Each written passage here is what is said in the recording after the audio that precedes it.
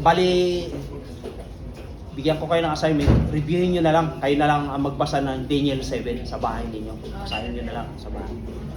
So, dito makikita natin na merong mga tatlong huwego sumasagisag dito sa na nakita ni Daniel. Yung tatlong huwego na ito ay yung pinagpakitaan ng dagat, 4 na hayop, 4 na hangin na nagsisiihip sa dagat. Tapos ano-ano itong mga sinasagisaga ng mga hangin mula sa Biblia. Nabasa kasi natin mga hangin yan eh.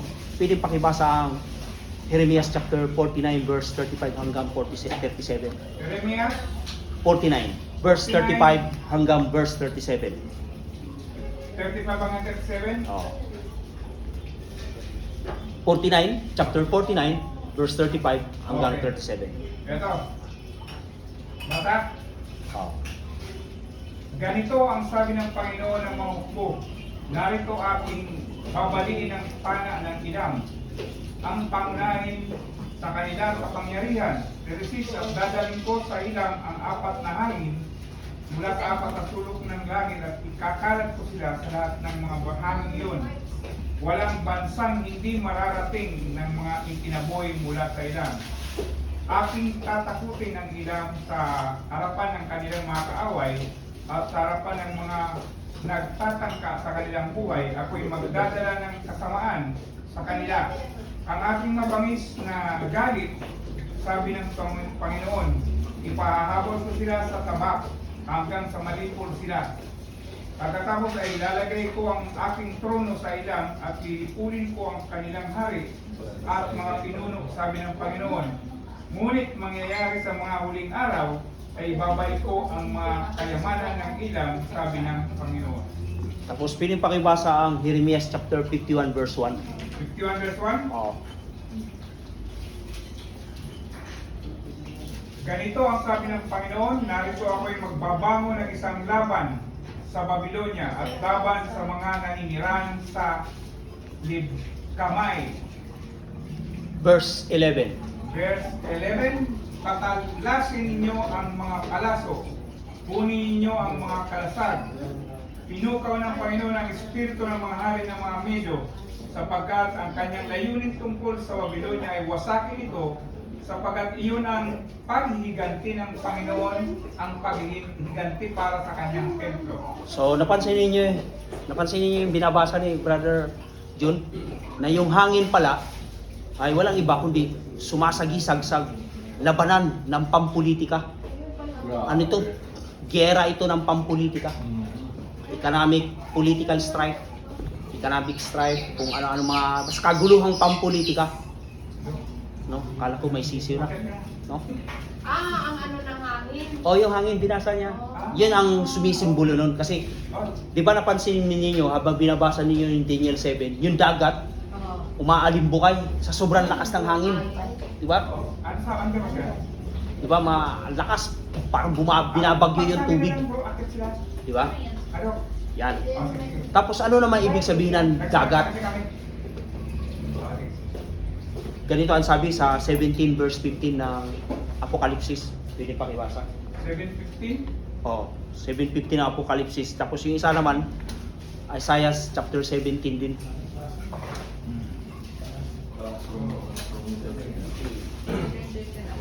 Kaya't sila ay nasa harapan ng trono ng Diyos at naglilingkod sa kanya araw at gabi sa kanyang templo at siya... Hindi, sa Apokalipsis. Apokalipsis 17 verse 17 ba? 15. Oh, Alam ko 7. 17.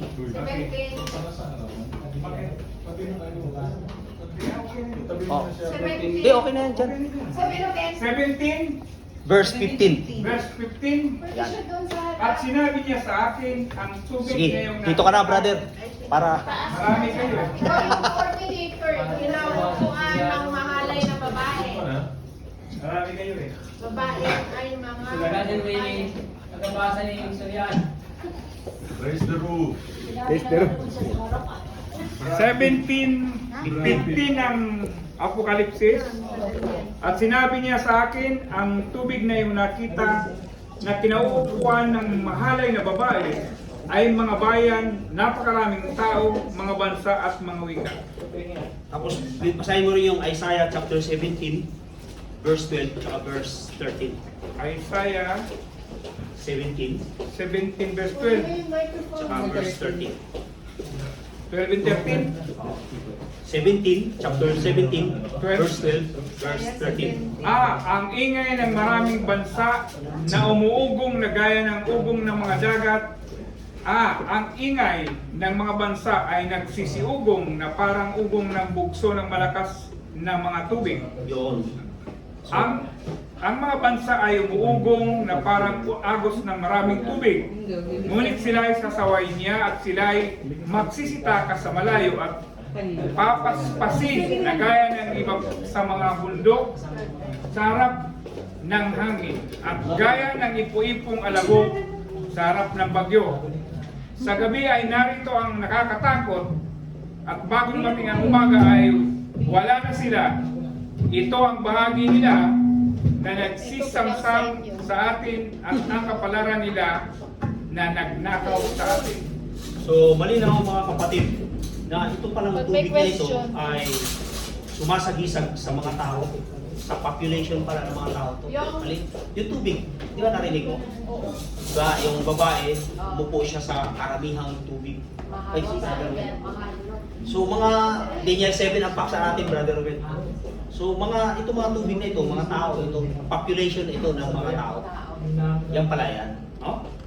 So, ano ang kinakatawan ng apat na uri ng hayop na mababasa natin sa Daniel chapter 7? So, isa-isahin natin ito, no? Pwede pakibasa ang Daniel 7 verse 17 at saka 17? verse 23. 17? Chapter 17 at chapter 7 verse 17 at saka verse 23. Okay. Ito ang sabi sa 17. Chapter 7 verse 17. Ang apat na malaking halimaw na ito ay apat na hari na lilitaw mula sa lupa.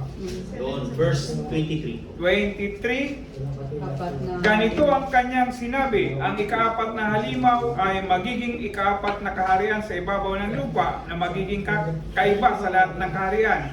At sasakmalin ito ang buong lupa, yuyurakan ito at pagluluray-lurayin. Ayun, malinaw. Apat na klase ng hayop. Di ba, ayon sa Daniel to, yung ulo hanggang paa, di ba yung ulo, Babylonia, tapos Medo-Persia, balikat, tapos yung balakang, Grecia, tapos yung hita at binti, Roma, tapos yung paa, Old Europe and Modern Europe, at hanggang sa ating panahon ngayon. Di ba yun yung katumbas nun? Ngayon, yung apat na hayop sa Daniel 7, yun din pala yun, Sister Eva. Yung ulo na nasa Daniel 2, siya yung leon na may pakpak. Ibig sabihin ng pakpak ng agila, mabilis ang pananakop niya. Napakabilis. Anong year nga ito? Nagsimula from 605 BC to 539. Ganun pabilis. Tapos mula 539 to 331, yan yung Medo-Persia. Mula 331 BC hanggang 168 BC, yan naman yung Roma. Mula 168 BC hanggang 476 AD na. Yan na yung modern Europe. Modern. Yan na yun. Diba? So, etong sa Daniel 7, yung leon na may pakpak ng agila ay walang iba kundi ito palang Babylonia. Tapos, ito palang oso na may kagat-kagat na tatlong tadyang. Basahin nyo na lang sa Daniel 7 kasi bibilisan lang natin. Kasi hahaba lang tayo. Binasa natin. Sa bahay ninyo, basahin nyo na lang yan. Nire-review na lang natin. Sa yung oso na may kagat-kagat na tadyang, ayon sa history, ang ginawa pala ng ng Medo-Persia ay nung bago lumitaw as Empire, yung Medo-Persia, meron na palang tatlong malalaking kaharian. Yan yung Egypt, Babylonia, at saka Lydia. Yung Lydia kasi wala na sa mapa, napura na eh. Wala na tayong naririnig. Egypt lang naririnig natin eh. Yung Lydia, hindi na natin alam kung anong... Yung Babylonia, ano siya ngayon? Yung Babylonia, siya yung Iraq ngayon. Yung Persia naman, o Medo-Persia, yan yung Iran. Yan yung Iran ngayon. Nabura lang yung ano eh, yung Lydia, nabura yung Lydia eh. Yung Egypt, hanggang ngayon may Egypt pa rin eh. Oo, meron pa. Hanggang ngayon. Egypt meron. Oo. So, yung oso, yung oso na kagat-kagat niya yung tatlong tadyang, yan yung Babylonia, Egypt, at saka Lydia. Pinabagsak ng Medo-Persian Empire. Yung Lydia, wala na. Ano yung present na Lydia? Wala. Wala. Wala, nabura eh. Kasi, wala na talaga yung Lydia. ayon sa hula ng Bible, hinulaan kasi, mabubura talaga siya. Mabubura siya. Anong country ngayon, Brad? Wala, nabura na nga. Kanino sakop? Di natin, di kumain Pwede ng ano magkaroon. eh. So, wala na Kung gusto talaga. nila magkaroon, gusto nila magkaroon ulit ng movie Lydia. Baliktarin nyo na lang yung B. Gawin yung B, Libya. Libya. Pero hindi yun, parang patid. Kuhan lang yun. Joke lang niya yun. Ayan naman eh. Hindi naman commercial. Tatawa pa kami. Tatawa pa. Gusto kasi ipalabas pa yung Lydia. Sige, Wala tuloy na na tayo. Ngayon, eto na, mga kapatid. Paanat na naman eh. Yung Grisha, yan yung ano mga kapatid, yan yung leopardo na may 4 na ulo at 4 na pakpak. Yung pardo. O, 4 na ulo at 4 na pakpak. Ngayon, ayon sa pag-aaral, kaya pala 4 na pakpak. Anong ibig sabihin ng anong ibig sabihin ng agila na may pakpak? Mabilis. Winged lion. Ayun, no? Mabilis. Yun, no? Yun, no? Yan, di ba? Picture. Compliant. Saan yan? Sa Adventist yan? Baka sa hindi sa Adventist yan. Baka sa David yan. Pakiklarado. Hindi sa Adventist yan. Adventist yan, yan yung ano. Ngayon, itong Grisha, Ayan, no? bakit 4 ang pakpak? Mas mabilis siyang manakong kaysa Babylonia. Tapos yung 4 naman na ulo, kasi ganito yan, naalala ninyo, kilala nyo, siguro kilala niyo si Alexander the Great. Yeah. Alexander. Di ba si Alexander the Great? Si Alexander the Great, nung namatay siya, may 4 na general na pumalit sa kanya. Ito yung si Lysimachus, si Leocos, Ptolemy at saka si Cassander. Nung namatay siya, yung kaharian niya nahati sa 4 na kaharian. Kaya kung kayo mahilig magbasa ng history, meron kayong mababasa na Ptolemaic Empire, Cassanderic Empire, Ptolemy. Seleucid Empire. Kasi pag sinabing Seleucid Empire, si Seleucus ang namumuno. Pag sinabing Ptolemaic Empire, si Ptolemy ang namumuno. Bartolome. Pag sinabing Cassanderic Empire, si Cassander ang namumuno. Pag sinabing Lysimachus Empire, si Lysimachus mismo. So yun yung punto doon. Ngayon, dito tayo sa ano, kasi bibilisan lang natin, no? Actually, mahabang pag-uusap to eh. Sa crusade, mahaba to. Inaabot to ng 1 oras o 1 kalahati. Sa susunod. Pag nagpo-crusade. Isang topic lang, ito lang topic na to. Hindi pa naman continuation Oo. yan. Pwede namang continuation to eh, no? Ngayon, dito sa pang-4 na halimaw, ito yung nakakapanggilat ko. Pwede pakibasa, 7-7 ng Daniel. Sa 7:7 ng Daniel, ang sinasabi ay pagkatapos nito'y nakita ko sa pangitain, sa gabi ang ika-4 na halimaw na nakakilakilabot, nakakatakot at napakalakas. Ito'y may malaking ngiping bakal. Ito'y nananakmal at lumuluray at niyurakan ng kanyang mga paang nalabi. Ito ay kaiba sa lahat ng halimaw sa nauna sa kanya at siya ay may 10 sungay. Yun, no? So, kakaiba siya, may 10 sungay siya. Ngayon, ano yung ibig sabihin nito? Pag may nabasa kayong sungay, ulo ng halimaw, o halimaw, isa lang ang katumbas niyan. Mga kaharian yan. Hindi yan literal na sungay. Uy, may sungay ka. Ibig sabihin yan, may kapangyarihan ka. Kapangyarihan kasi yan. Sungay. May mababasa kayo sa Bible, si David may sungay. Oo. Kapangyarihan yon. Si Mary, sa New Testament, humaba ang sungay. Ibig sabihin, humaba yung kapangyarihan. Kapangyarihan kasi yan. Hindi yan literal na may sungay. So, ganun din yung ulo ng mga hayop. Kaharian yan, lahat yan, mga kaharian. Ngayon, ang tanong dito ay, ano itong mga 10 sungay na ito? Pwede pakibasa sa Daniel 7:24. 7:24.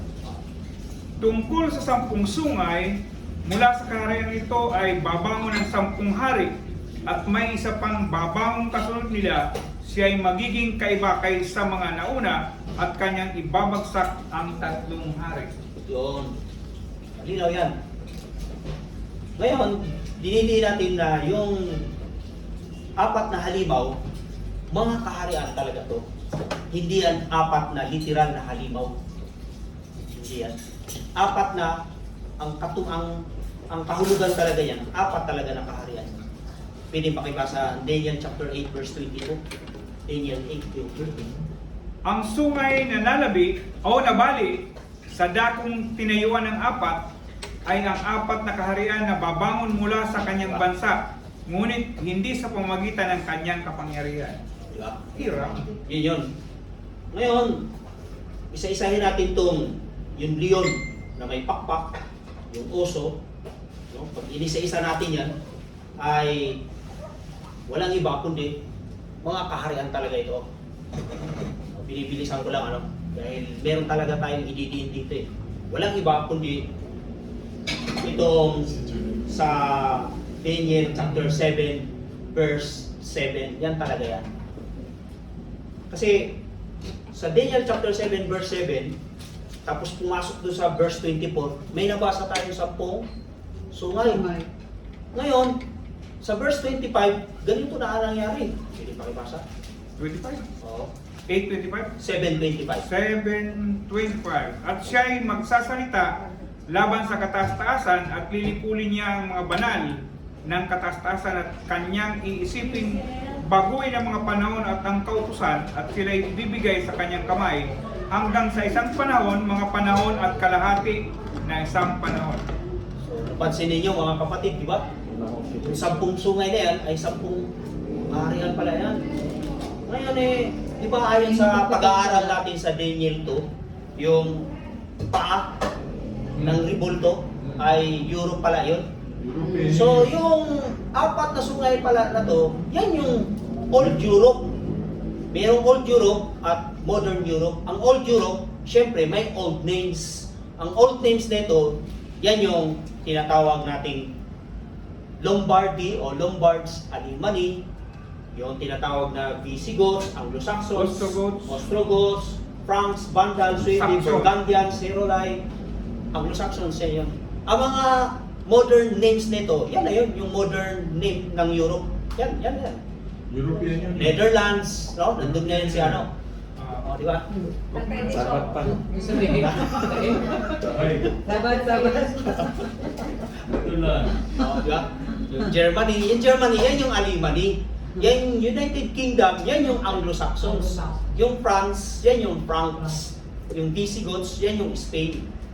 Yung Lombardy, yan yung Italy. Tama ba? Tama. Yung Switzerland, yan yung Burgundians. So, sa mga bagong names sila. Ang nawala, kasi may 3 nabunot na sungay. Basahin nga uli natin, 7:25. Ayan, 7:25 na. Ayan. At siya ay magsasalita laban sa kataas-taasan at lilipulin niya ang mga banal ng kataas-taasan at kanyang iisipin baguhin ang mga panahon at ang kautusan at sila ibibigay sa kanyang kamay hanggang sa isang panahon, mga panahon at kalahati ng isang panahon. Yun, di ba? So, ito pala yan mga kapatid. Yung 3 sungay na nabunot ay walang iba kundi yan pala yung Heruli, yung 493 AD, Heruli. yung Vandals, yan yung 534 AD, at yung kahuli-hulihan sa 3 ay yung Ostrogoths, yan yung 538 AD. Yan pala yun. Ano countries niya yun? Ano nga po yung ulit yung kasunod ng Herolens, brother? Ha? Ostrogoths? Ostrogoths. Yung 3 sungay na nabalik, Vandals. Vandals, Heruli, at Ostrogoths. Thank Ano you. countries Thank yun? you. yung country na yan, kung hahanapan mo sa mapa, wala na siya, nabura. Para siyang Lydia. Hindi mo na matrace, hindi mo na alam kung nasan yan. Nabura din siya. Aburado na po. Oh, burado na. Hindi kagaya ng Visigoths. Oh, hindi siya nabura. Yan yung Spain. Oh, ng Alemany, yan yung Germany. Hindi sila nabura. Ito lang ang nabura. Kasi ayon sa hula, mabubura talaga siya kasi binali siya ng maliit na sungay. So, yung maliit na sungay ngayon ang iimbestigahan natin. Sino yung maliit na sungay na yon? Powerful pala itong maliit na sungay na ito. Tuso, no? No. Ano ang apat na espesifikasyon na binabanggit sa hulang ito na pagkakakilanlan ng sistemang ito? Ng sistemang ito, yung maliit na sungay na ito ay pinagsamang religio-political system. So, ibig sabihin, antikristo ito. Saka na yun, No? church, So, saka ano, pinagsamang state. relihiyon at politika. Mm. Religio-political system. Bakit religio-political system siya? Mula sa Leon hanggang sa 7-7 ng Daniel, yung kakilakilabot na halimaw, purely political system lang yun. Mula dun sa Leon na may pakpak, tapos sinundan ng oso, tapos sinundan ng leopardo na may pakpak na apat na ulo, apat na pakpak. Tapos hanggang dun sa 7-7 ng Daniel na kakilakilabot na hayop. Purely political system lang yun. Pero kakaiba itong maliit na sungay na ito kasi religio-political system na siya. Pinagsama yung relihiyon at politika. Ang question is, paano mo nasabi na pinagsamang relihiyon at politika? Paano? O, 725 ng Daniel. Malinaw. 725. Malinaw siya. Ayan, basahin natin. At siya ay magsasalita laban sa kataas-taasan at lilipulin niya ang Sandali lang. kabalan. At siya ay magsasalita ng laban sa kataas-taasan. Pag sinabi laban sa kataas-taasan, may relihiyon ba ang pinag-uusapan? Relihiyon. Yes. Sunod, lilipulin niya ang Mga banal ng Oo, kataas-taasan. banal na katasan. Oh, may kasama relihiyon to. Religion. May persecution na mangyayari. Oh, di ba? At kanyang At? isipin. At kanyang, Babaguhin Ang- ang mga panahon at ang kautusan. yun. Saan ito naganap? Yun. Okay, dandahan muna tayo. Sige, dada. So, ang punto ay meron siyang babaguhin doktrina. Kasi babaguhin niya kautusan ng Diyos eh. O, babaguhin niya yung doktrina. Sister Eva. Ngayon eh, dadahanin natin to. Pag-usapan natin to dahan. 725 tayo. Focus lang tayo dito Sige. sa 725. Arya. So, ano ibig sabihin magsasalita siya ng laban sa kataas-taasan? Ano ibig sabihin nito? Antichrist. Ang ibig sabihin nito, tingnan nga natin yung Hebrew chapter 2 verse 7. Hebreo verse 2:7.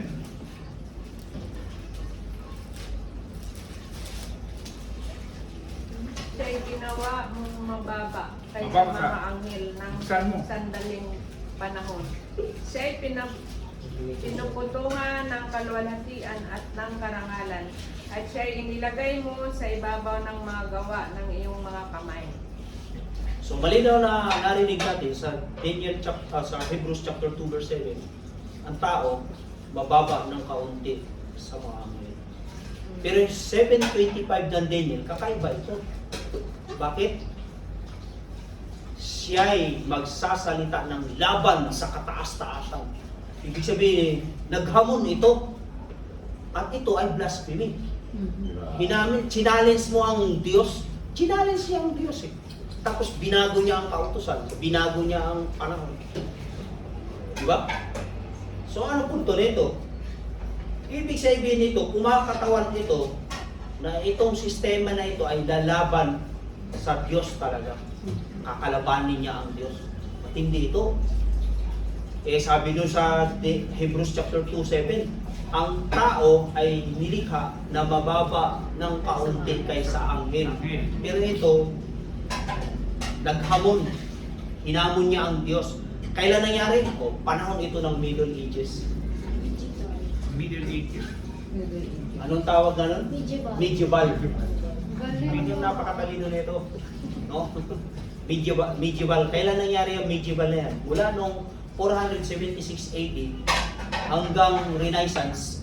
Kailan yung Renaissance? Mga 16th century hanggang 17th century, di ba? Renaissance na yan. Matapos ang Galing. medieval. Di ba? Buti may historia tayo dito, no? Tapos ano. So, yan yung kumuha ng lugar na pumapantay sa Diyos. Kung babasahin nyo sa history, ganito ang mababasa ninyo. Ganito ang mababasa ninyo. Yung purely history lang, ha? Basta history lang. Huwag mong samahan ng religion. Ang mababasa ninyo, ganito ang mababasa ninyo. Roman Empire.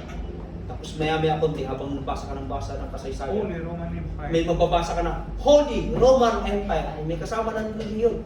Bakit sinabing Holy Roman Empire?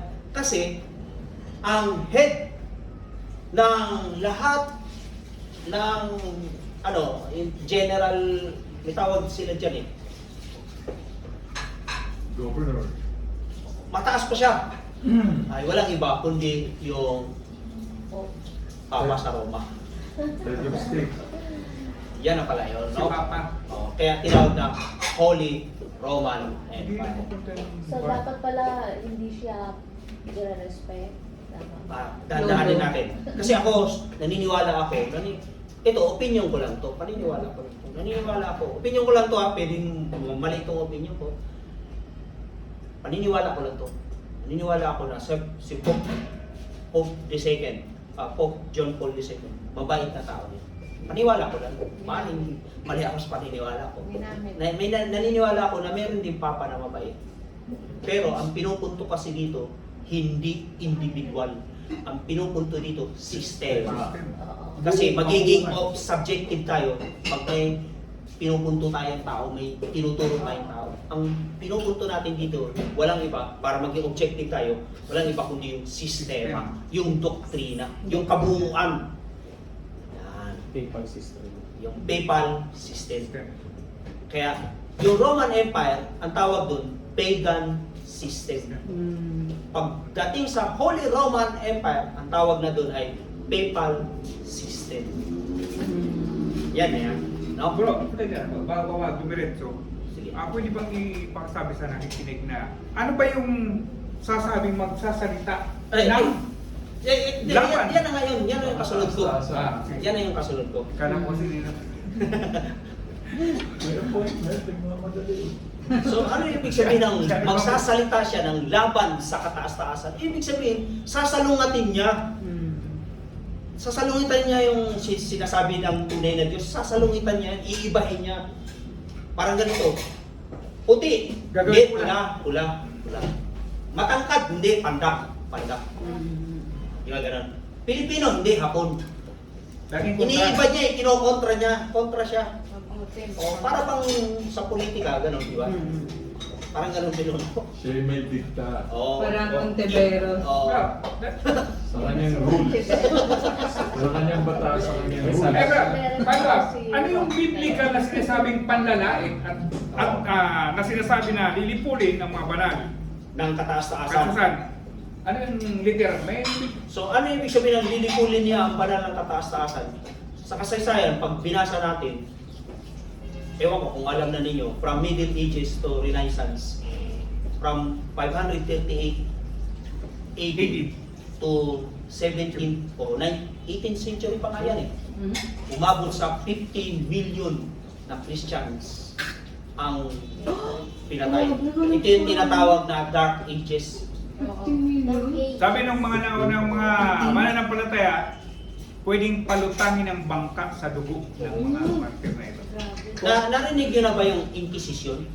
Oo, sa Spanish yun, di ba? Oo, Spanish. Spain. Dark Ages. Ano mo nga ay, nakaano pala dito, no? Maya. Sinong may, ikaw pinuno, may, may load ka dyan.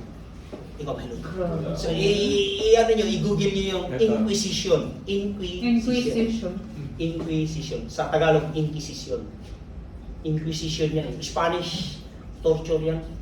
Kung saan, halimbawa, Kristiyano ka, tapos, ipaparikan sa'yo, pag Kristiyano ka o hindi, o babawiin mo yung sinabi mo, hindi. Pag hindi mo binawi, torturein ka. Iba't ibang klaseng torture. Diyan mo makikita. Nandyan sa Google, pag ginugil ninyo, makikita nyo yung mga pictures. I-google mo nga dyan. Inquisition. Inquisition. Di ba, Brad, nabalitaan nyo yata, 20 years ago yata, nag-sorry yung Papa. Oo. Dahil sa Dark Ages. Oh, dahil sa Dark Inamin Ages. din nila eh. Inamin din nila eh. Pinatunayan pa nila yung sabat. Hours Oh. for intensive questioning or investigations. Tapos ano naman ibig sabihin ng ano? Ay, inano mo. Ito, Yan. Catholic Church. May mga picture yan eh. Ay, yung mga image. Tingnan mo yung mga picture dyan, mga images. May gusto ko din. Systematic official examination Ayan. of time. Images. Images. Malupit, Ayan o. malupit. Kita nyo, mga kapatid, yung mga picture. Mayroon pa nga niya Ganyan papakita ang kung pag-torture anong yan, ginamit mga na picture pang torture. Ayan, iba iba. Ayan. Yung mga tatulis na. O, nandito yan. Ang dami niyan. Ayan. Ito, patuwad o. Patuwad sila. Nandiyan yung... Hindi ka pwedeng umupo, hindi ka pwedeng tumayo. Nakaalanganin. Kasi may nakatusok eh. Dami yan. Meron ako niyan, kami ni Brother Chito, libro, galing kay Kuya, ano no? Joke. Meron ka pa ba nun? Sa akin kasi hiniram, hindi na. Sinuli eh. Dadalhin mo sa akin. Yun. Grabe yun. Yan. Pero mangyari din yan sa atin. Mangyayari uli yan. Yan yung sa San Diego. Persecution. Persecution. Ngayon, moderno na ngayon, modern na. Mas Modern na ipapa-torture sa'yo. Ay, grabe. Ano? Pinati sa gitna, O, oh. hinati sa gitna, di ba? Napakalupit pagka mahinahin ang buwan niya, pag nakita mo matindi talaga torture. Wow. Yung ayan, nakita ko yun sa... So, ang nasa likod niyan ay walang iba kundi yan yung religio-political system. Ang sistema Ang na gagawin lang niya, i-ano niya sa gobyerno, tapos sabihin niya, maghugas ka kamay, sabihin niya, hindi, Interpol lang may kagagawan niyan. bakit ako Sundot na yung ulo. Bago ba yun bro? Kaya na-implement, Ako ba, walang di ba? political dito. Di ba pinag-implement ko yun? Kaya implement yun dahil pumasok sila sa Oo. isang reliyon Oo, na hindi sir. pwede silang questionin. Ayun o. Kasi nakikisa kami sa inyo. Oo. Ito, implementa to dahil sa mga suwain. Pero Diba? wala na daw torture. Ah, Papatayin modern ka- torture na. Modern torture nga. Papatayin ka na sa kaliti. Ngayon, dito naman tayo sa iisiping baguhin ang Yun. panahon at ang kautusan. Ano to? Basahin nga natin yung Daniel 2 verse 21. Yung 221. Sunday lo na bro. Ha? Mapaguhin na yung utak. 221. Yun yung Sunday. Siya ang magbabago ng mga panahon at mga panahunan. Siya ay nag-aalis ng mga hari at naglalagay ng mga hari. Siya ay nagbibigay ng karunungan sa marunong at ng kaalaman sa may pangunawa. So, napansin natin dito na Diyos ang may kakayahang magbago ng ganyan. Pero ito, iba. Sa iba to kasi Sila. siya mismo na humahamon sa Diyos, babaguhin niya yung panahon at ang kautusan. Diba? Ngayon, ito tanong ko. Sampol. Sa 10 utos, alin dyan na kautusan na merong panahon? Huwag kang papatay, may panahon ba doon? Wala. Huwag kang mangangalunya, may panahon ba doon? Huwag kang magnanakaw, huwag kang magsisinungaling, huwag kang mag-iimbot. Igalang mo ang iyong ama't ina. Wala. Huwag mong banggitin ang pangalan ng Panginoong Diyos sa walang kaguluhan. Huwag kang magkaroon ng ibang Diyos. So, walang panahon, ano? Basahin nga natin yung, chapter 20 verse 8 hanggang 11 ng Exodo. Kung meron bang panahon doon. Tingnan natin. Mayroon. Remember the Sabbath day to Oh, keep it yun. holy. May Yun, panahon memoryado. So, Sister Eva, iba to. Ewan ko kung narinig mo na to sa 3ABN. Narinig mo na siguro to. No? Parang napanood mo na. Napanood mo na pala. Oh, di ba? Na ang pinupunto dito, Verse 8. babaguhin ang panahon at ang kautusan, yan na yung tumpok niyan. Nabago na. So, binago yung panahon at kautusan. Alin sa 10 utos, kautusan siya na may panahon. Wala pa kundi yan. Kanya, remember the Sabbath to keep it holy. Ibig sabihin, palilimutin niya, binago niya. Ngayon kasi, pag sa Quiapo Church, may makikita ka dyan, mangiling ka kung araw ng Linggo. May kapalit din naman kung panahon pala. Kaya lang iba. o, na iba na. Pangilin niyo ang linggo at mga kapistahan. Oo. So, tinawag na nila yung Christian Sabbath. Yung linggo. Yung linggo. Kasi pag Sabbath na dito, Jewish Sabbath yan eh. Hindi daw yan Kristiyano. Ang Kristiyanong Sabbath, linggo na. Kahit nga sa dictionary, yun ang makikita ko. Christian Sabbath, Sunday. Pero yung mga Jew, may iba na. missionary Paano? Sabbath, O, Sabbath of sa, Jews. sa dictionary, meron din mababasa na. Yung Sabbath talaga. Hindi na- Seventh day talaga yun. Seventh. At merong other Christians na nangingilin ng Sabbath. Mababasa yan sa Webster Dictionary. So, kita natin, no, na ito pala yun. Yung ano naman ibig sabihin ng at sila ibibigay sa kanyang kamay hanggang sa isang panahon, mga panahon at kalahati ng isang panahon. Yun ang balak namin ni Mama. So, ano ito? Ganito ang gawin natin. O, calculator, No, ay, magkano tayo, mag-aaral tayo ng Jewish calendar. Division. No? Ano ba itong Jewish calendar na ito? Pag-uusapan natin. Jewish calendar. Ay, hindi. Kakaibang calendar. Tingnan natin ano. Sa Daniel, meron tayong mababasang 2 talata. At sa Revelation, may mababasa tayong 5 talata. So, all in all, 7 talata pala yan. Ano yan, isang panahon, mga panahon, kalahati ng isang panahon. Kung titingnan natin, mababasa din natin Oo nga, yan. yan ang Sa- ano. Gusto kong Oh, malaman. tingnan natin sa Daniel 12, ganito ang sabi. Tingnan natin sa Daniel 12. Medyo 12, chapter 12 verse Chapter. 7 pa. 7, verse 7. 7. Ang lalaki na kasuot ng telang lino na nasa ibabaw ng tubig ng ilog ay nagtaas ng kanyang kanan at kaliwang kamay sa langit. Narinig ko siyang sumumpa sa pamamagitan niya na nabubuhay magpakailanman na iyon ay isang panahon, mga panahon at kalahati ng isang panahon. At kapag ang pagwasak sa kapangyarihan ng banal na sambayan ay magwakas na, ang lahat ng ito ay matatapos. Yun. So yung isang panahon, kasi nalilito ka, ano yung panahon na yan? Oo nga, yan ang ano nga. Sa Aramaikong pananalita, ito palang panahon na ito, Sa taon. taon pala to. Taon. Tingnan natin ang Daniel chapter 4 verse 16. Tsaka verse 23. 4:16, Oh. eto na. Hayaang ang kanyang isipan na pusong tao ay mapalitan at puso ng hayop ang ibigay sa kanya at hayaang ang 7 mga panahon ay lumipas sa kanya. Yun. Yung 7 panahon na yan, sa ibang Bible, 7 taon pala yan, verse 23. Verse 23, at yamang nakita ng hari ang isang bantay at isang banal na bumawa mula sa langit at nagsasabi, ibuwan ninyo ang punong kahoy at inyong wasakin, ngunit itira ninyo ang tuod ng mga ugat nito sa lupa, nagapos ng bakal at tanso sa sariwang damo sa parang, bayaang mabasa siya ng hamog ng langit at makasama siya ng mga hayop sa parang hanggang sa ang 7 panahon ay lumipas sa kanya. Yun. Tapos sa verse 25.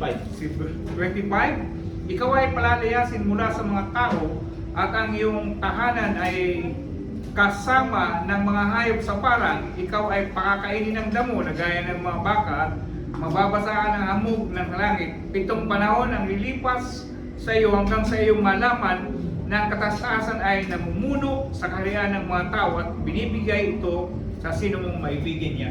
May Bible kang magandang balita Biblia. Yung panahon na papabasa mo dyan, sa magandang balita Biblia, taon yan. Sa New, Taon to, taon. New International Version, year na yan, taon na siya ang mababasa na. Na iba na.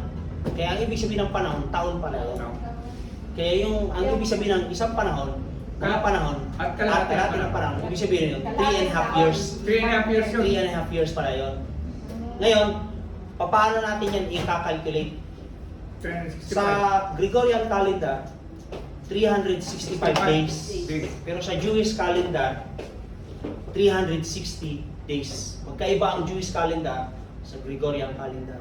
So, ibig sabihin, sa Jewish calendar, kung titingnan natin, i-share ko na yata ito sa inyo. Wala pa. Ilan? 360. Di ba? 360. Yung 360, Kalahati. no, 12 months yun. Ibig sabihin, yung kada isang buwan, Jewish calendar.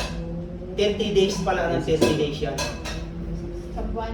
Oh, yung 360 days na yun, sa isang buwan nun, 30 days ng 30 days yan. So, paano natin malalaman yan? O ganitong gawin natin? Paano natin malalaman? Punta tayo sa Daniel chapter 7.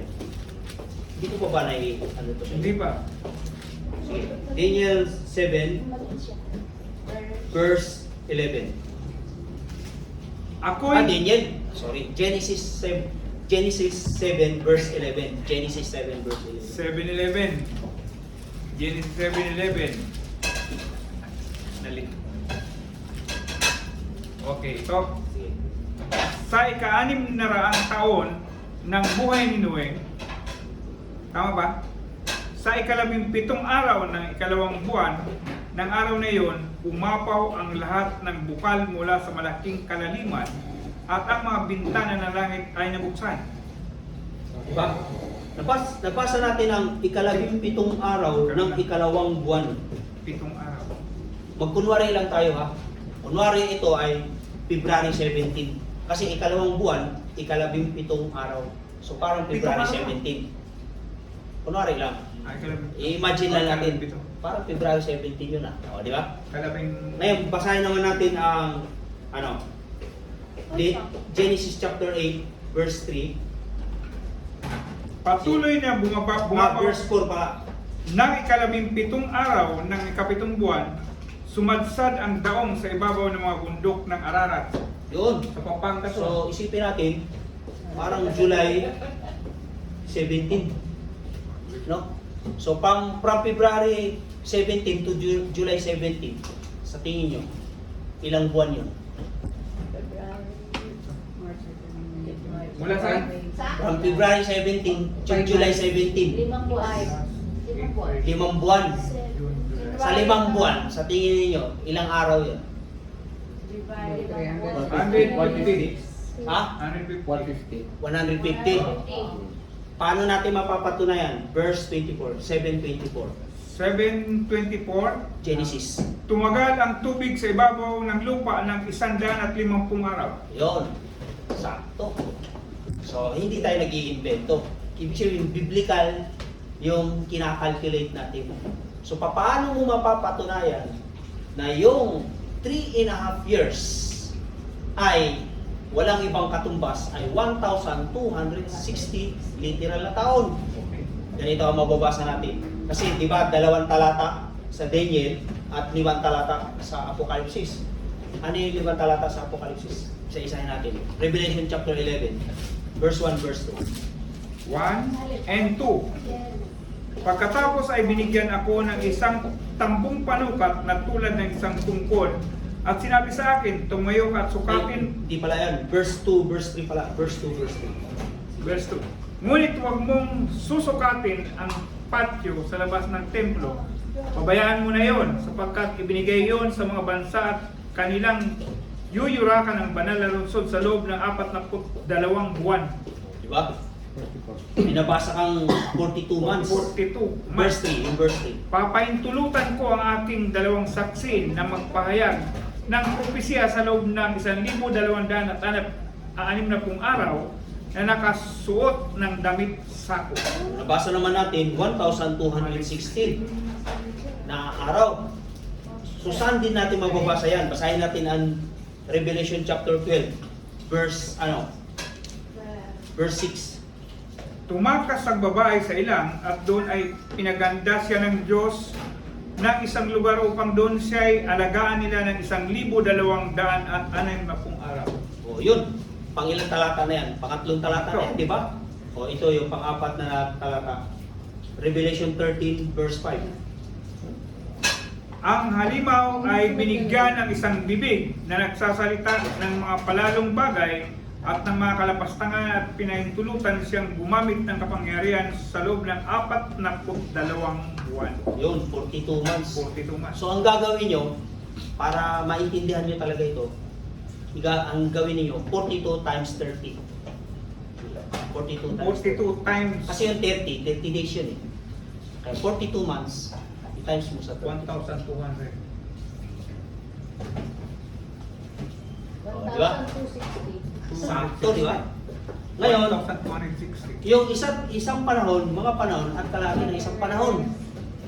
Paano natin nasabi na 1,260 days, 1,260 yun? Ganito pala yan. Sa isang taon, 360.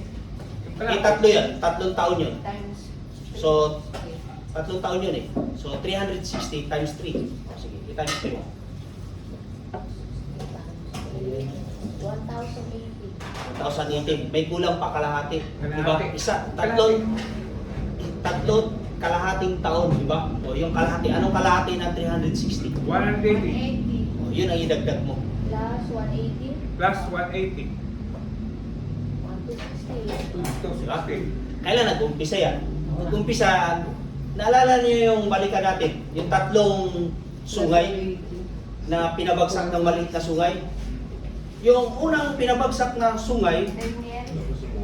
ay yung ano, yung nabasa natin sa Election. yung 493 AD, yun yung Herolite. 493 AD.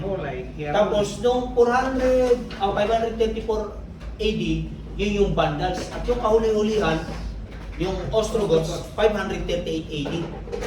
Huwag niyo kalimutan yung 538 AD kasi ito yung pinaka-controversial na taon. Kasi itong 538 AD na ito din yung taon na kinunornahan ang Papa sa Roma ng tatlong patong.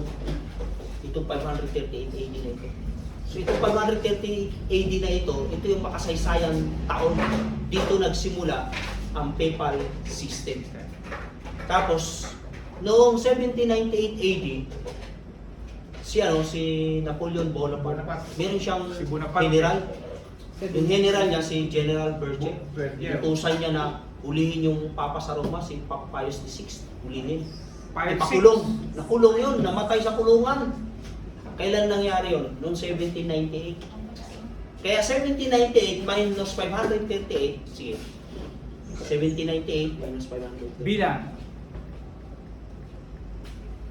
Wait, ano? 1798 1798 minus 538. 160. Yan yun. Sa loob ng panahon na yun. Sa loob ng panahon na yan, yan yung iisipin niyang baguhin pag panahon ng kausap. Diba? Sa loob, di ba sabi dun sa 725 ng Daniel, basahin na uli natin yung 725. 725, ang sabi, at siya ay magsasalita laban sa katastasan at lilipulin niya ang mga banal ng katastasan kanyang iisipin baguhin ang mga panahon at ang kautusan at sila ibibigay sa kanyang kamay hanggang sa isang panahon, mga panahon at kalahati ng isang panahon. Yun. So, ang punto ay ganito pala.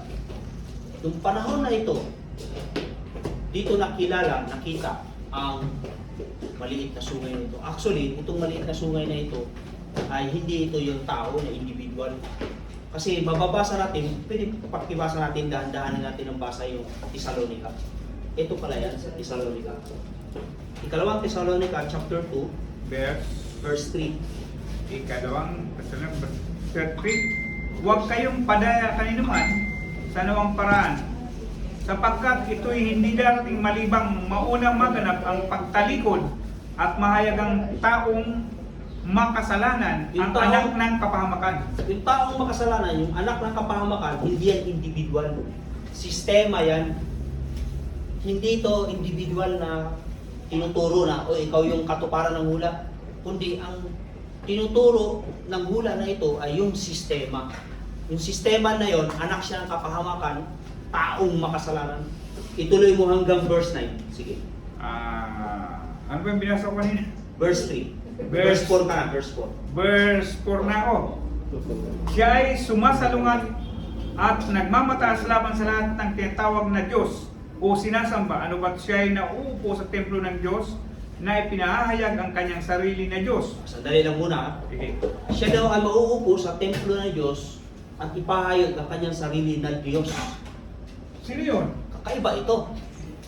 Ngayon, kung ang pag-uusapan natin Hinduism, hindi ito nauupo sa templo ng Wala. Diyos, hindi nauupo sa templo ng Christendom, Hindi ng sila yun. sangka-Kristyanuhan. Hindi. Pag sinabi namang Islam, tuturo, Hindi hindi rin. rin. Hindi. Diba? Kasi hindi naman ang Islam ay hindi Christian. Christendom, hindi sangka-Kristyanuhan. Saan ito nauupo? Sino pinatamaan Walang ito? iba kundi humahawak din ng Bible. Yung nagbabasa din ng Bible. No? Religio political. Verse 5, sige. Verse 5, hindi pa ninyo naalala na noong ako'y kasama pa ninyo, ay sinabi ko sa inyo ang mga bagay na ito. At ngayon nakikilala ninyo kung ano ang nakakapigil upang siya mayag sa kanyang takdang panahon. Sapagkat ang hiwaga ng kasamaan ay gumagawa na, tanging siya na sa ngayon ay pumipigil niyon ang gagawa ng gayon hanggang sa siya ay maalis. At kung magkagayoy, mahayag ng taong makasalanan na siyang pupuksain ng Panginoong Hesus sa pamamagitan ng hininga ng kanyang bibig at lilipulin sa pamamagitan ng pagkakahayag ng kanyang pagdating. Ibig sabihin pala, Brother John, itong taong makasalanan na ito, itong sistema na ito Sistema. ay lilipulin ng Diyos darating ang araw. Ibig sabihin, sisirain itong May propesya na. religio-political system na ito darating din ang araw. Verse 9. Verse 9, ang pagdating ng taong makasalanan ay ayon sa paggawa ni Satanas, Yun. na may buong kapangyarihan at mga tanda at mga mapanlindang na kababalaghan. Ibig sabihin, kahangahangang kasinungalingan, mapanlinlang na kababalagan. Ibig sabihin, kahit napakatalino mo, pwede ka madaya kasi mapanlinlang na kababalagan. Sa ibang Tagalog version ay kahangahangang kasinungalingan. Bakit kahangahanga? Biruin mo, napakatalino mo, nadaya ka pa. Kasi may mga Maraming ganyan. may mga binagrong gagawin eh. Oo. Papaulan na ako eh. Hindi lang yun sa milagrong gagawin, kundi Oo. maging sa academics na pag-aaral, kaya-kaya niyang bilugin yung ulo mo. Magaling siya, palilitawin niya na siya yung totoo. At totoo naman eh. Di ba? Nangyayari yan. Oo. Kaya iba. Ha? Hindi Hindi yun, sa sa panahon ngayon. natin ngayon. Sa ngayon. Oo. Kaya nga sinong tinutumbok na sistema ngayon? Ito. Sino yan? Tinutumbok Sino na yan? yan. Eto na yan, panonoorin na natin. May kinaligtan ka ba dito sa 8:20 ko ng Revelation, ng Daniel eh. Pero yan, sunod May na lang. question pa siya. Ate, mamaya ang question. Panoorin muna natin to. Ito ay medyo masilan ang ating tatalakayin na tungkol patungkol ito mga kaibigan sa isang pangitain ni Daniel sa Daniel chapter 7, ang pangitain ng 4 na halimaw. Pagkatapos darating ang katapusan, pagkatapos ng pang-4 na halimaw. Ating itong pag-usapan mga kaibigan.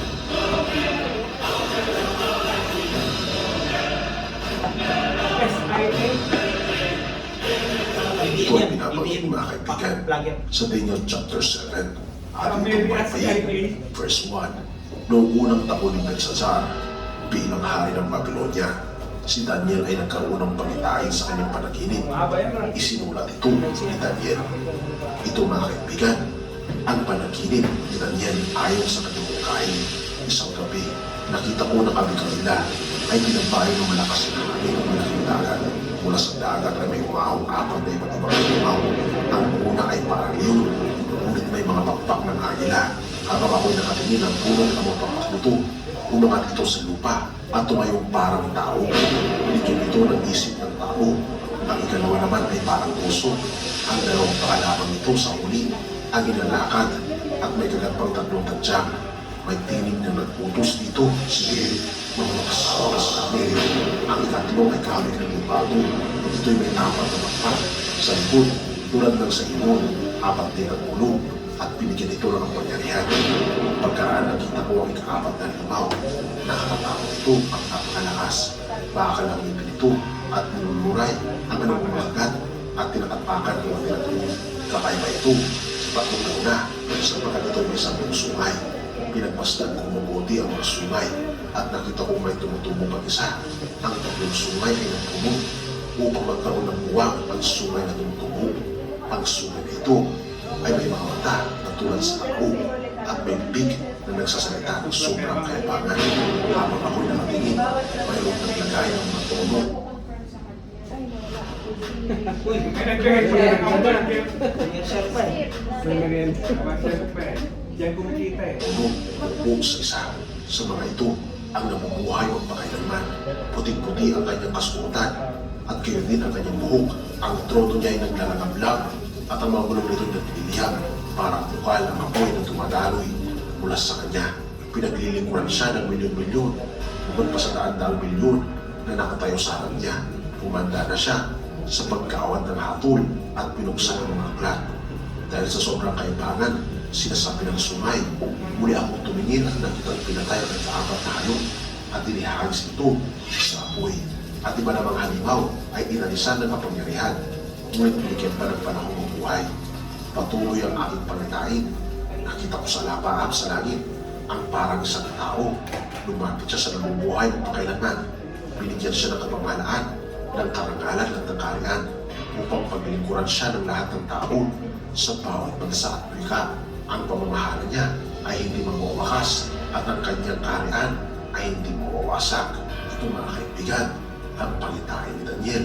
At bigla na siya mga kaibigan na nagising at siya ay napagabag kung ano ang ibig sabihin ng kanyang panaginip. Ngunit ito rin mga kaibigan ay binabanggit mga kaibigan sa Daniel chapter 7. Binanggit din dito ang ibig sabihin ng pangitain ni Daniel. Kung ating mapapansin mga kaibigan sa ating pinag-usapan noong nakaraan sa pangitain ni Hari Nebuchadnezzar sa Daniel chapter 2, ito rin ay tumutukoy mga kaibigan sa mga kaharian na mabangon bago darating ang kaharian ng Diyos. Kung ating mapapansin kasi mga kaibigan, ang leon mga kaibigan na nakita ni Daniel ay tumutukoy rin sa lugar ng Babylonia. Dahil ang leon sa Babylonia mga kaibigan ay ang ibig sabihin nito ay hari ng lahat ng mga hayop. Ibig sabihin, siya rin ang tinatawag na head of gold. Ang ibig sabihin mga kaibigan ng pakpak sa pangitain mga kaibigan ay sumisimbolo sa kung gaano kalakas at kabilis gumalaw at sumakop ng mga bansa ang lugar ng Babylonia. Dahil kilala mga kaibigan, si Hari Nebuchadnezzar ng greatest conqueror at talagang napakabilis niya mag-conquer ng iba't ibang mga bansa. Ngunit siya mga kaibigan ay pinalitan ng Medo-Persia. Ito ay tumutukoy rin mga kaibigan sa silver na chest at mga kamay ng imahen. Tumutukoy rin mga kaibigan sa Daniel chapter 7 ang puso. Dahil kung ating makikita at makapansin, meron siyang tatlong dyan sa kanyang bibig at tumutukoy sa tatlong malaki mga bansa na kanyang nasakop. Isa na dito ang Babylonia, natalo niya ang Babylonia, natalo niya mga kaibigan ang Lydia at maging ang Egypt. At kung bakit puso mga kaibigan ang ginamit sa pangitain ay dahil napakalaki mga kaibigan ng teritoryo na nasakop ng Medo-Persia. Ang pangatlo mga kaibigan ay ang Grecian Empire. Sila ay napuno sa panahon ng 331 BC hanggang 160 BC sa pamamagitan ng Alexander the Great. Tumutukoy mga kaibigan sa kapa ng bronze ng imahe sa Daniel chapter 2. Kung ating mapapansin kasi mga kaibigan, ang leopardo ay tumutukoy mga kaibigan sa kung gaano kamiting na magdirigma si Alexander the Great. At kung bakit apat ang kanyang mga pakpak, ay ibig sabihin mga kaibigan ito ay mas mabilis silang lumusok at kinungker ang buong teritoryo ng Medo-Persia at tinalo nila ito na habang bata pa si Alexander the Great. Ngunit pagkatapos na mamatay ni Alexander the Great ay nahati sa apat na pamahalaan ang buong teritoryo ni Alexander the Great. Ito ang kanyang apat na general, si Cassander, Lysimachus, Ptolemy at si Antiochus. Pagkatapos nito ay may nakita ako sa pangitain sa gabi at narito ang ikaapat na hayop, kakilakilabot at makapangyarihan at totoong malakas at may malaking mga ngiping bakal, nananakmal at lumuluray at niyurakan ang kanyang mga paa, ang nalabi at kaiba sa lahat ng hayop na nauna sa kanya at siya may 10 sungay. Kung ating mapapansin mga kaibigan, sa apat na hayop na ito, tapos na ang Babylonia, pagkatapos na ito Persia, tapos Grecian Empire. Ano ang sumunod mga kaibigan? Walang iba, kundi ang Roman Empire. Tinatawag dito mga kaibigan na ayaw ng kingdom. Sila ay napuno mula 168 BC hanggang 476 AD.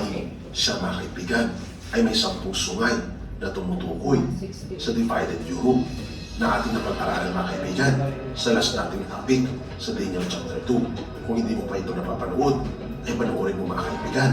Ang title nito ay ang huling presidente. At balik tayo mga kaibigan sa ating topiko, ang Roman Empire mga kaibigan. Ito ang pang-apat na hayop na nakakatakot na nakita ni Daniel. At bakit nakakatakot mga kaibigan?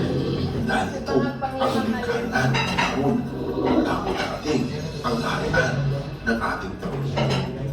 At kung ating mapapansin, binabanggit dito mga kaibigan, tinutulong nito sa kaninunok ang lahat ng kapuntan at tinatapakan ang matira. At kung ating mapapansin mga kaibigan sa verse 8, pinagmasdan kong mabuti ang sungay at nakita kong may tumutubo pang isa. Ang tatlong sungay ay napuno upang magkaroon ng buwang. Ang sungay na tumutubo at ang sungay na ito ay may mga mata na tulad sa tao at may bibig na nagsasalita ng sobrang kailangan. Kung ating mapapansin mga kaibigan, ang 10 sungay ay rumirepresent mga kaibigan sa 10 mga hari at 10 kaharian na binabanggit din sa Daniel chapter 7. Sa verse 24, ikalito, ang 10 sungay ay kumakatawan sa 10 hari ng kaharian ito. Sa gitna nito ay lilitaw ang isa, kakaiba sa mga nauna at 3 hari ang kanyang papabagsakin. Kung ating mapapansin mga kaibigan, 3 kaharian sa Europa ang nawala. Ito ang Ostrogoths, Heruli at Vandals dahil ayaw nila na mabuno ang maliit na sungay nito, ang maliit na kaharian ito. Kaya sila ay pinatanggal sa kasaysayan. Pinatay sila at wala nang nalapit kahit isa sa kanila. At isa itong kaharian mga kaibigan na naghari-harian at punong-puno raw ng kayabangan. Sino kaya mga kaibigan ang maliit na sungay na ito? Atin itong pag-uusapan sa susunod na topiko. Ngunit ano mga kaibigan ang sumunod? Pagkatapos nito, nakita mga kaibigan ni Daniel na dumating ang ating Panginoon. Sa verse 9, habang ako'y nakatingin, mayroong naglagay ng mga trono na upo sa mga ito at nabubuhay magpakailanpaman. Puting-puti ang kanyang kasuotan at gayon din ang kanyang buhok. Ang trono niya naglalaglag at ang mga gulong nito'y nagliliyaw. Parang bukal ang apoy na tumadaloy mula sa kanya. Pinaglilingkuran siya ng milyon-milyon. Bukod pa sa daan-daang milyon na katayo sa harap niya. Umanda na siya sa pagkawat ng hapon at pinuksan ang mga aklat. Ito mga kaibigan, ang parating na huling kaharian, ang kaharian ng Diyos na binabatik mga kaibigan, ang ating Panginoon ay parating na siya ay nakaupo sa kanyang trono na naglalagablab mga kaibigan. At sa kanyang pagdating mga kaibigan, habang naghari-harian ang maliit na sungay na ito, sa verse 11, binabanggit niya dito, dahil sa sobrang kayabangang sinasabi ng sungay, muli akong tumingin at nakitang pinatay ang ika-4 na hayop at inihagis ito sa apoy.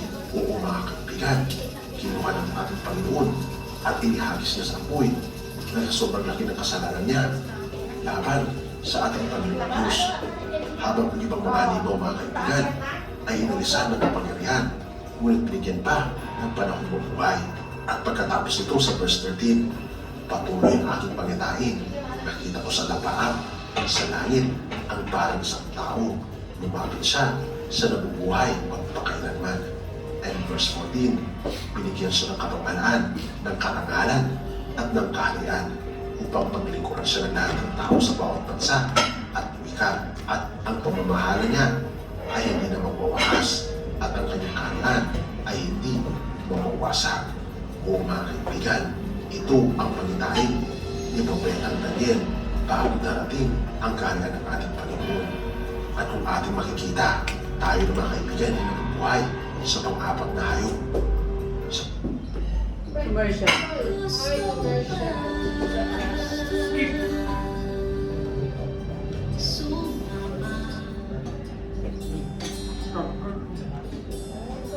Eight, 7, 6.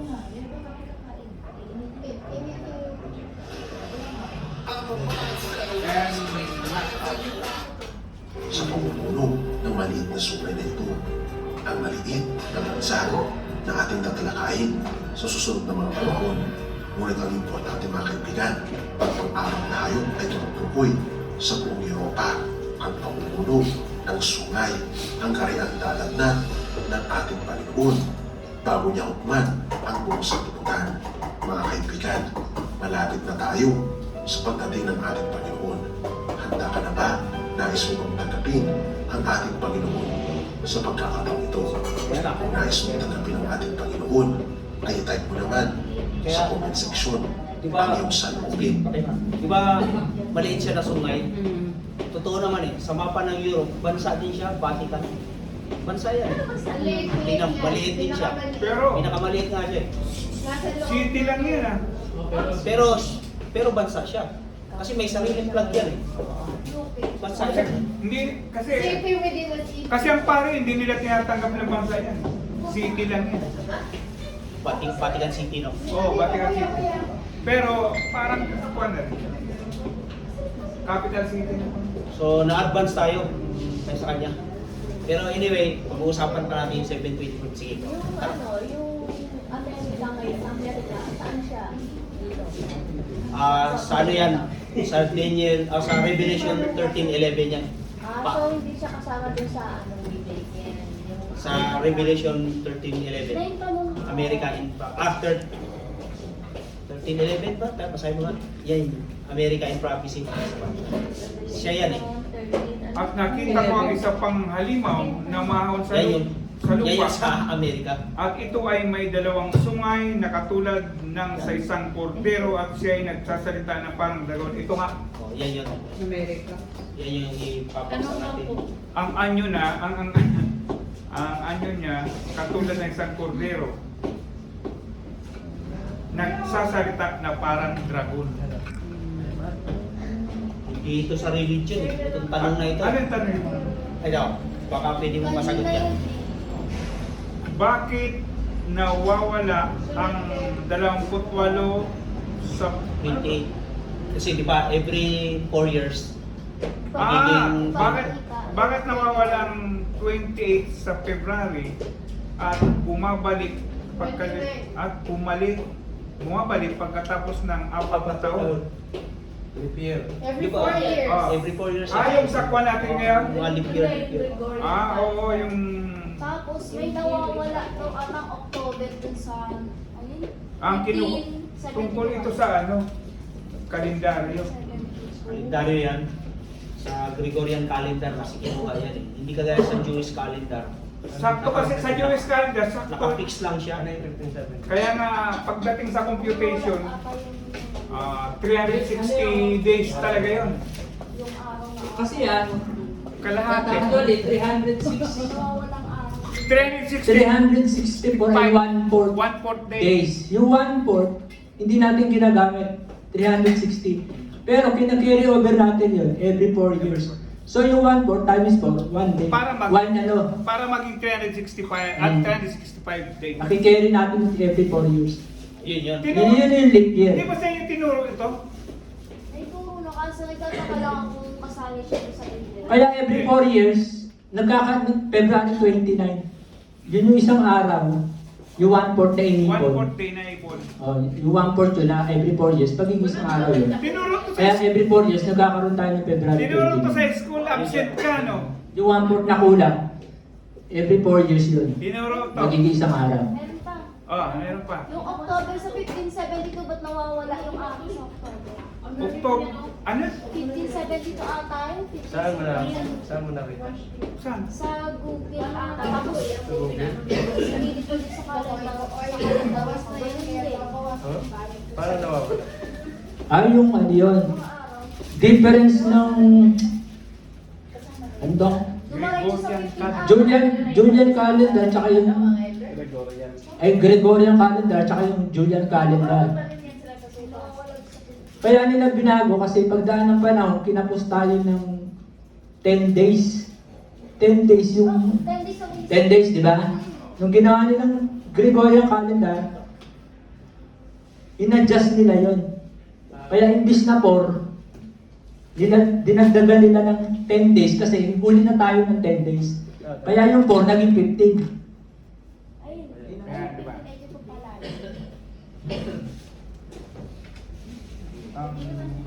Ito, panahon.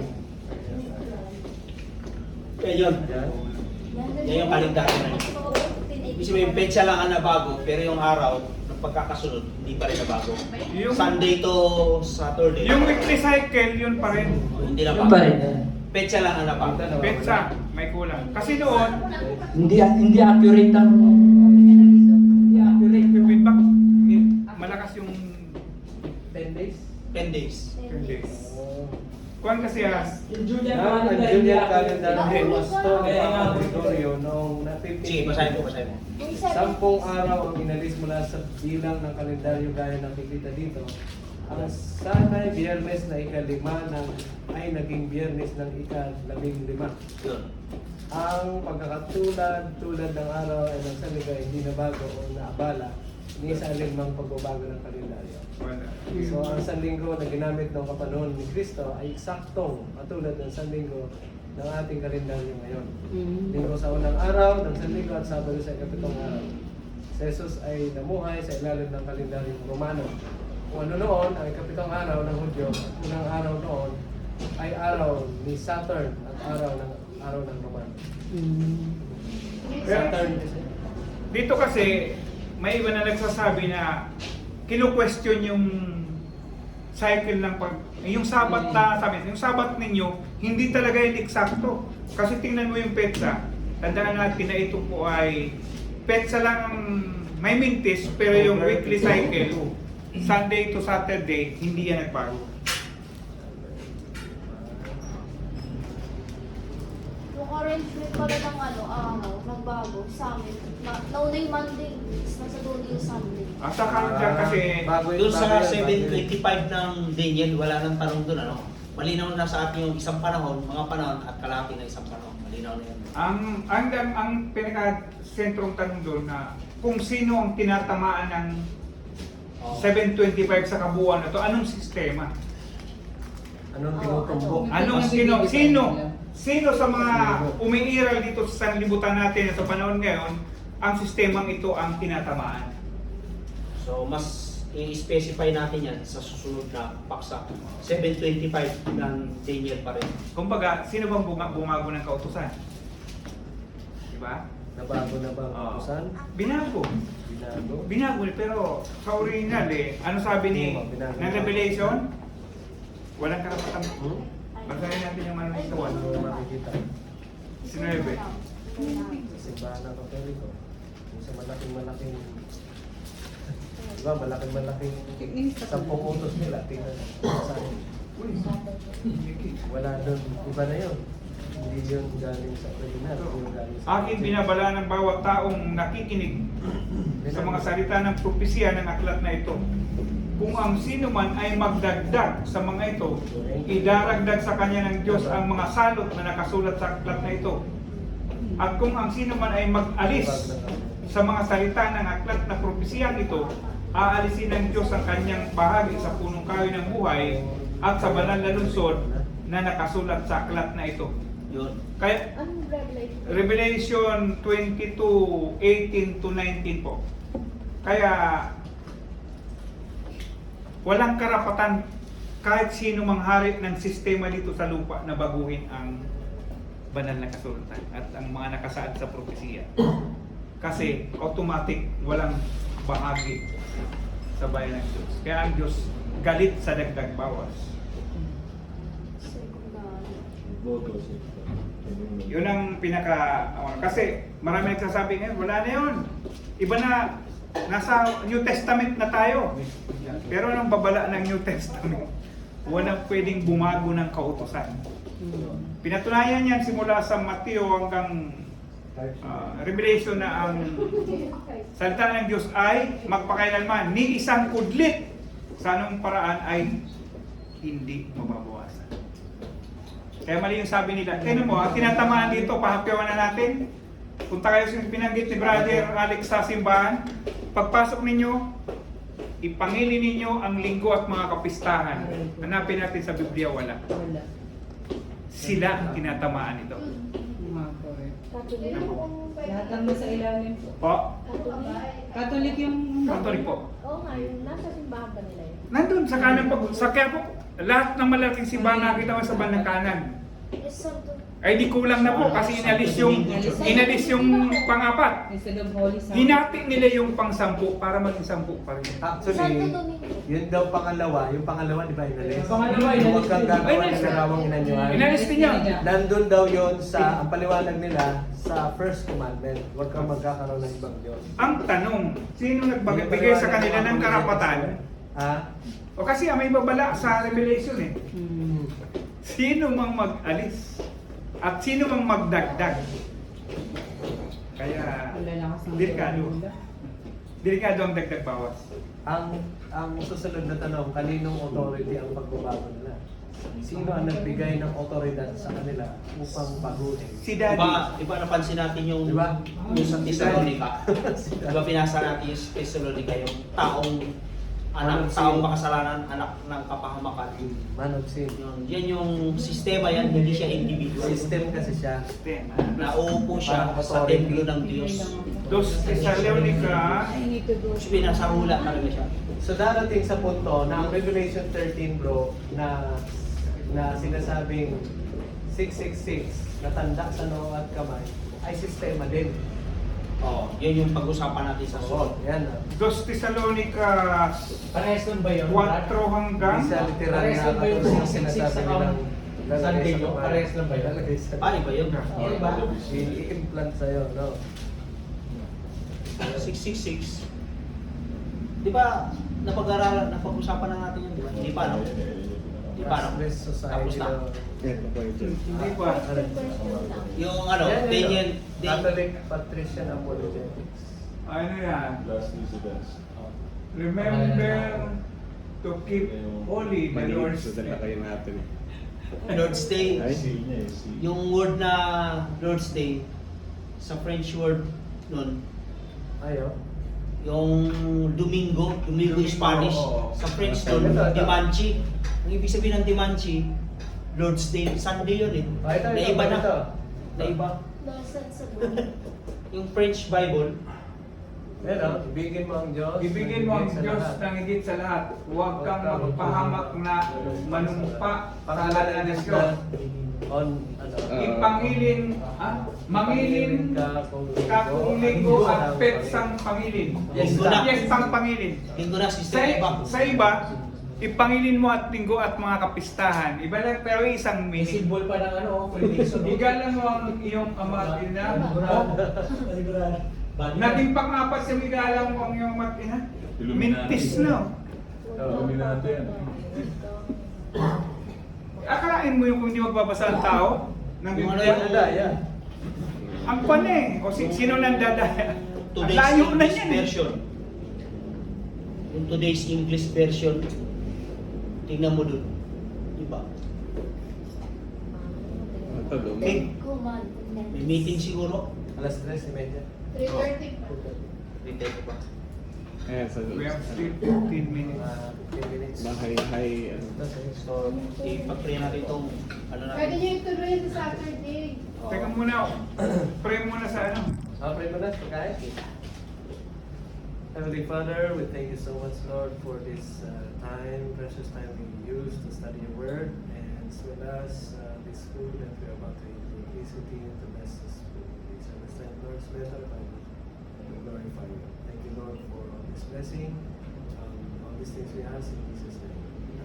Amen. Ay, meron ka na. Sino pa wala? Siya. Chito.